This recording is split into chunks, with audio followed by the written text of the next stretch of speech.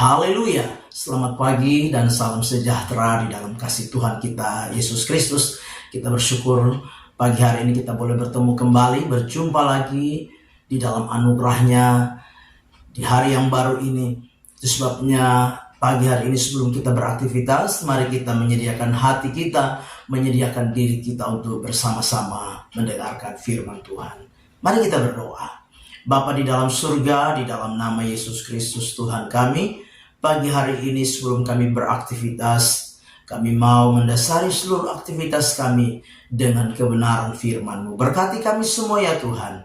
Kami mengucap syukur dalam nama Tuhan kami Yesus Kristus kami berdoa. Haleluya. Amin. Puji Tuhan.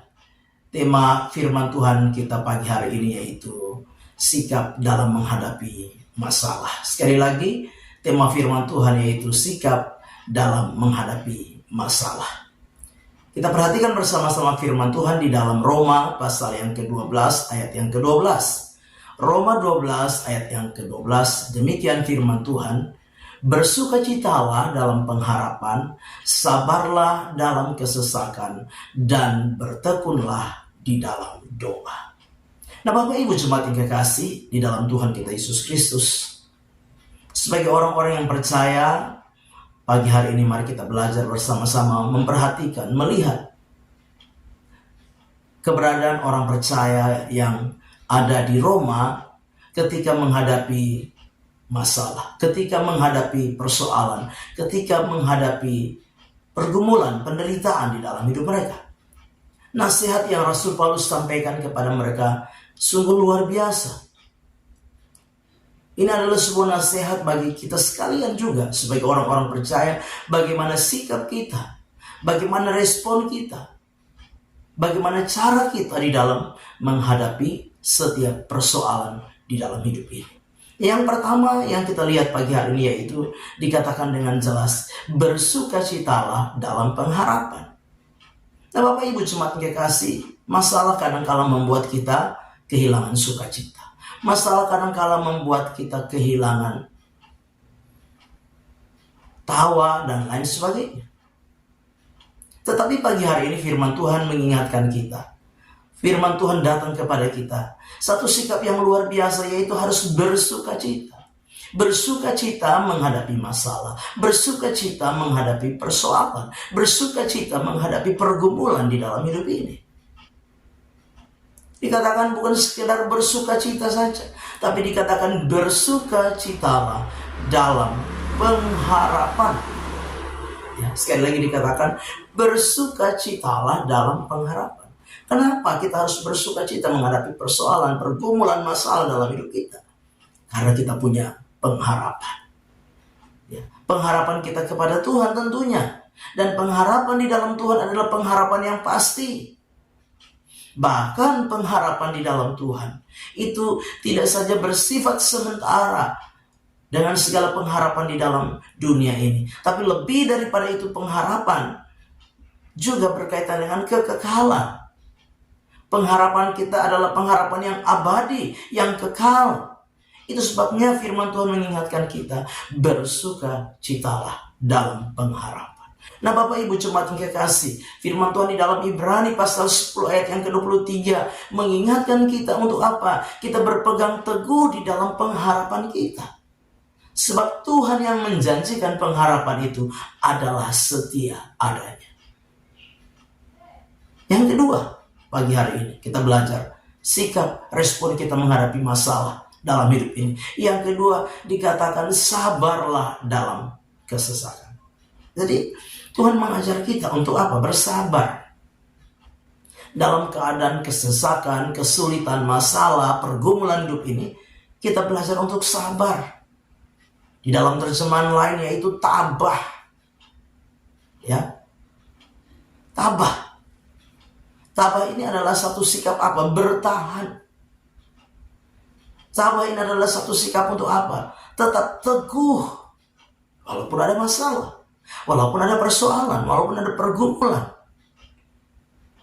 Jangan membuat kehidupan kita menjadi apa? Putus asa, patah semangat.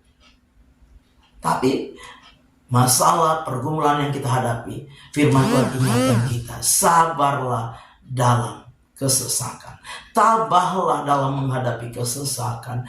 Tetap berdiri teguh dalam menghadapi masalah, kesesakan, kesulitan, penderitaan di dalam hidup ini. Nah, itu bukan hal yang gampang, bukan hal yang mudah.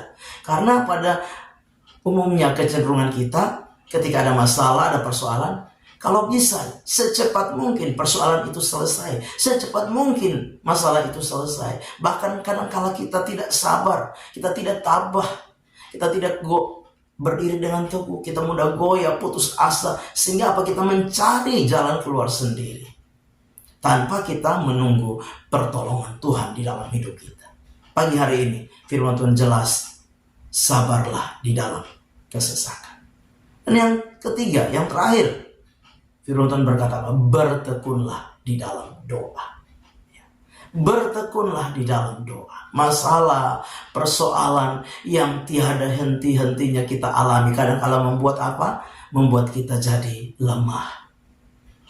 Apalagi kalau kita sudah berdoa dan Tuhan belum menjawab, seolah-olah Tuhan tidak peduli, seolah-olah Tuhan tidak mendengar.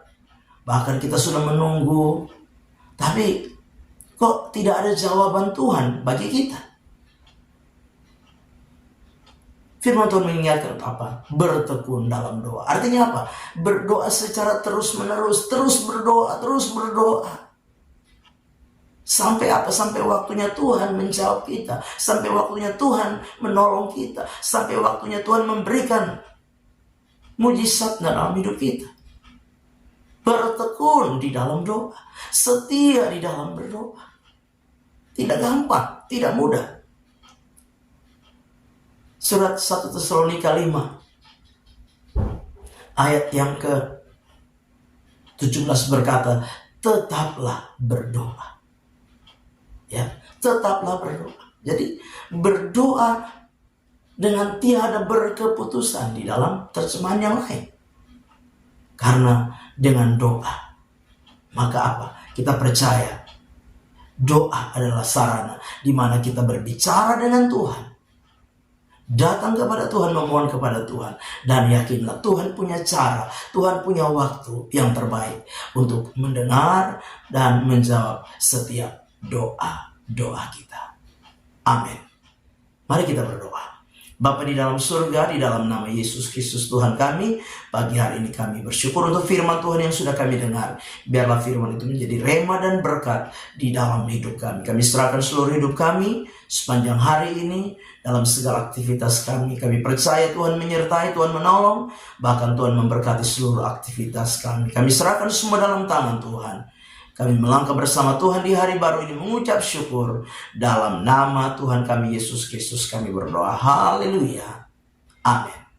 Selamat pagi. Tuhan Yesus memberkati.